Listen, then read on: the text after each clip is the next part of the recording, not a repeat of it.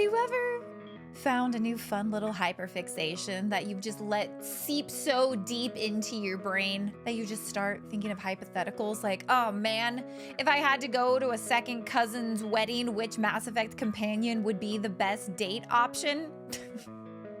Because I have, and that's what we're doing here on the channel today. YouTube Basics, welcome back to the channel, and to this little silly, goofy one-off video.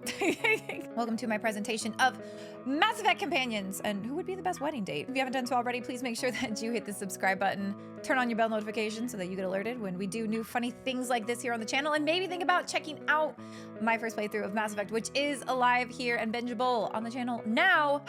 Without further ado, though, let's get into this. Put down your pitchforks and your torches. This isn't gonna be too spicy, but it might be a little spicy. The categories that we are going to be basing all of these base all of these off of are first choice, best date to your wedding, the life of the party, is there, drinks too much, and stands you up. I'm just gonna rip off a band-aid really quickly. This is not a controversial. Despite what you might think about this character, there is one correct answer as to, out of all of these companions, who would be the best wedding date, and that is Kaidan.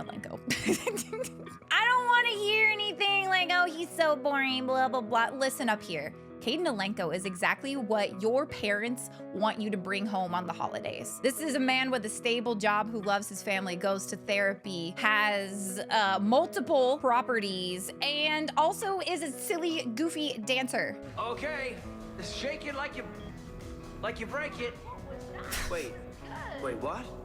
You people are the best. This is the best.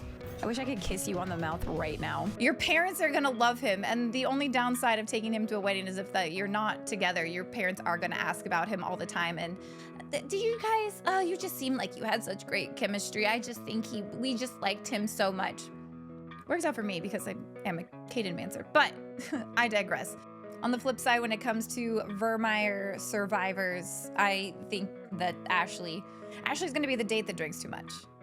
Okay, Ashley is a chill, fun, you know, guys girl. And Ashley is gonna start taking tequila shots with the groom's party, thinking that she can outdrink them, and she might be able to for a little bit, but all of that is gonna catch up to her and she's gonna be throwing up on the floor. And that's gonna be really embarrassing for you when you have to gather her and get her into an Uber. Your cousins are gonna bring it up for the rest of forever at family reunions, and whoever's getting married is not gonna be very happy with you. Same goes for both of our Krogans. I played through the Citadel DLC. I saw these two try to just go shot for shot, headbutt for headbutt, and then Shepard. Okay, what are we doing? Shepard? This is the chill party. You are drunk, you've been drinking. Shepard. All over the living room, okay? Don't take a Krogan to the wedding. If you care at all about what your family thinks about you, a Krogan date is not gonna be the proper date for you. If you're trying to piss off your family, that's a whole nother story. Life of the party, ooh. And now hear me out as to why, all right? James is a fun time. We don't get a lot of James. He's a fun time though, and he's going to charm the shit out of your mother and probably also your grandmother. And they most likely will also be trying to feel his biceps throughout the evening. He'll probably let them. Honestly, he won't, not even probably, he will let them. Now I know that Jacob gets a lot of flack throughout the series. And I just truly think that he was kind of the victim of poor and lazy writing. But because of that, I am going to put him in the poor and lazy category as well as is there. I don't think Jacob is the worst choice, but I also don't think that he's anywhere near like your top 5, top 10 even choices when it comes to who you could ask to be a better date. He's gonna sit at the table, he's gonna enjoy the open bar. He's not going to offend anybody. And for that we say thanks. Will he offend somebody? I don't think so. Here's the deal. If you invite Jack to be your date to this wedding, you're a bad friend to Jack, because we all know that there is probably nowhere in the galaxy that Jack would rather not be than at some extended family wedding that you have asked her to join. And for that, she's going to say yes, she's going to stand you up, and this is actually your fault. And you know that I'm right. Zaid is also gonna stand you up. I'll still ask though. I mean, we'll still ask. Oh, Thane. Oh, sweet, romantic Thane Krios. Take your spot at the top, King. Thane would also be a fantastic wedding date. He's going to be proper. He's going to talk to all the people he needs to talk to. He's going to speak in his fancy poems and analogies. And we just have to hope. You just have to hope he doesn't go into like one of his mind flashbacks about the third date and what you two got up to, all right? That's all you gotta hope for when it comes to Thane. That's the only little risk when it comes to bringing Thane to a wedding. Also, if you're not really a dancer, me personally, I love to dance at weddings, but if you're not someone who likes that, you've got an out. My date, he's got this terminal illness and too much cardio activity really is not good for him. I better just sit right here. We're gonna just enjoy the cake, if that's all right with you. I think your other best first date choice, because she is such a good friend, even if you do not romance her, Liara. Liara is probably that friend who has been part of the family for years at this point. Your family knows her as if she was their own, and she is essentially just one of them. She's gonna be proper. She's gonna talk to your grandma. She's gonna ask your little sister how her college courses are going, and everyone's gonna be happy to see her. You can't go wrong with inviting Liara, and that's from me, who's not even, I was not a Liara stan. We need more lives of the party. All right, obviously Tequila Salai, baby. Now, the problem, not even the problem, the risk you run with Tali is her having too much beverages through that emergency induction port. Through an emergency induction port. That's a straw, Tali. Emergency induction port. She's cute, she's quirky. She's gonna get out there dancing. She's kind of like probably the friend you make in college that you bring home every now and then that everybody adores, all right? Even if she does end up drinking too much and making a fool of herself, no one's gonna hold it against her because they love her. Who doesn't love Tali? Also, Edie. Life of the party, because Edie is going to put in the work. She's gonna run some diagnostics, some tests, do some Google searches, and figure out how to best be a wedding guest, and she's going to emulate that perfectly. And as soon as you say like, Edie, let's crank this party up a notch, she's gonna be there to help you do that. I'm also going to put Kasumi here. Because while I do fully believe that she's probably gonna be invisible cloaking, running around, going through people's purses, sifting through the gifts, seeing if anybody gifted cash, pocketing that without anybody noticing, I do think that she will be up to some silly little antics that are gonna make people laugh, and therefore, life at the party. People remember her, but not for the wrong reasons. Unfortunately, I do think that Samara will just be there. Samara, Samother, Samami. Oh, do I adore you so much. Probably my personal favorite, Asari. I've never, I think, been left speechless by a character's intro more than I was by Samara's in Mass Effect 2. Tell me what I need to know, and I will be gone from here. What was the name of the ship she left on? Go to hell. Find peace in the embrace of the goddess.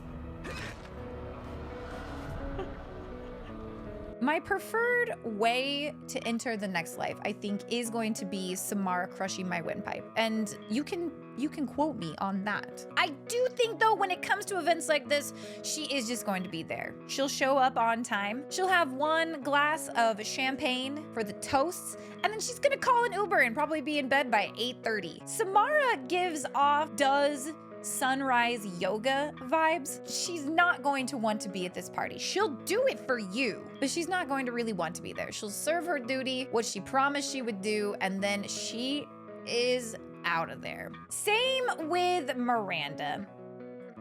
Miranda also, when it comes to being a wedding date, this is not like she's going to one of her friends' wedding. This is her being your +1. She's just gonna be there. Because if she tries to take things up a level, she will end up upstaging the bride. She was genetically engineered to be perfect, all right? And I'm also not convinced that Miranda wouldn't wear white to a wedding just for the drama. I feel like she would enjoy that. Is this beneath her? Maybe. But she's doing it for you because she is a good friend at the end of the day. Javik, let's be honest. Javik is also gonna drink too much. Don't invite the Krogan, the Protheans, or Ashley Williams to your family events. Oh man, I don't even need to elaborate. He's gonna be muttering about primitives. Ashley's gonna be muttering about aliens. Don't take them around family. Family events are tough enough to navigate in that way as it is, all right? We don't need to add a spark, a catalyst, especially when there's an open bar involved. Legion, my best boy. Legion would rather be at home playing Counter-Strike. Legion would rather be home whooping some kids in NBA 2K. All right, Legion does not want to be there. But if you ask Legion to be there, Shepard Commander, Legion will be there for you. But they will not be happy about it. This unit has a soul, and he'd rather be on his Xbox. Now, this one might be my spiciest take.